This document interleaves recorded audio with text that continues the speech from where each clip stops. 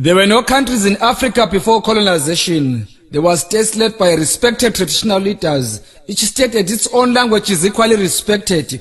We were Christians but worshipping God in our own African way. We were not educated but we lived a natural quality life of our choice. Polygamy was our characteristics and identity as we biblically wanted to multiply. We had glorified and dignified traditional weddings that were merely divorced. Our skin color wasn't black but chocolate brown. We didn't use money but lived healthy and fairly on barter trade. We didn't have hospitals but we had our own traditional doctors. There was love, peace and harmony amongst us. There was no hunger, poverty, corruption, fraud, murder and hate. A neighbor was treated like a family, not a foreigner or an alien. Africa was partitioned by non-Africans in the absence of African leaders. We got colonized and our resources were looted to develop non-African countries. We were pushed to arid and infertile lands infected with tsetse flies and mosquitoes. Our skin color was tanned black and linked to evil. We were called barbaric blacks, baboons, monkeys and kafirs in our homeland. We were embarrassed, humiliated, tortured, harassed, beaten and killed to be depopulated. We were intimidated and forced to spy and expose one another. We were Africans in Africa without rights in their homeland. We were Africans restricted on where to go by non-Africans in Africa. We were slaves in our homeland. Our forefathers stood up and fought. We won and got back Africa to us. We called it independence, democracy and freedom. African independence didn't come alone. HIV mounted on us. Poverty heavily came on us. Unemployment fell on us. Chaos blossomed to us. Cancer carried away our lives. Sanctions were added to us. Now it's hunger, drought, earthquakes and cyclones. Where did we go wrong in Africa as Africans? African countries are all independent from their former colonial masters. Where are the fruits of independence, if I may ask? We now worship God in a non-African way. We are no longer polygamists, we are lesbians and gays. Sodom and Gomorrah was brought to us in Africa by non-Africans. African identity has been suppressed and diluted, polluted and converted. We Africans support non-African football clubs more than our own African teams.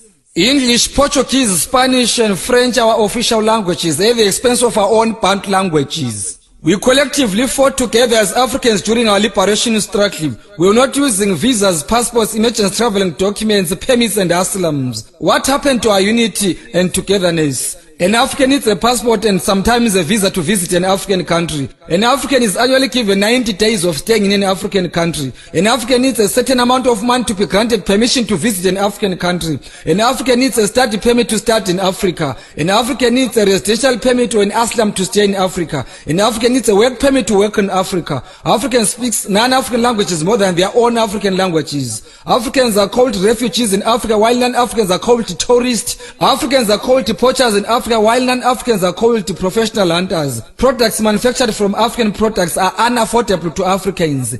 Is this what we call independence in Africa? Why are Africans beggars while we have flora and fauna? Why do Africans need non-Africans to solve their own African problems? How many Africans have solved non-African problems? How many African leaders have sensitive posts like security in United Nations, and why? Is SADC and OAU helpful to Africans or is a toothless bulldog? Why do Africans hate one another? Why are Africans helps rejected to cure Africans while non-Africans tablets cure Africans? Why are late African men called demons while their surnames are still in use? Our own traditional healers are now evil. Our own traditional leaders are politicians as puppets. Our traditional helps are no longer important but useless. Who own businesses in Africa? Who owns land in Africa? Who are investors in Africa? Who is controlling African economy? Why are Africans still living in squatter camps in Africa? Why are Africans migrating to 9 African countries? Why are some African countries sanctioned? Who killed Gaddafi and why was he brutally killed? How far has Libyan economy improved after Gaddafi's brutal assassination? Where is African independence?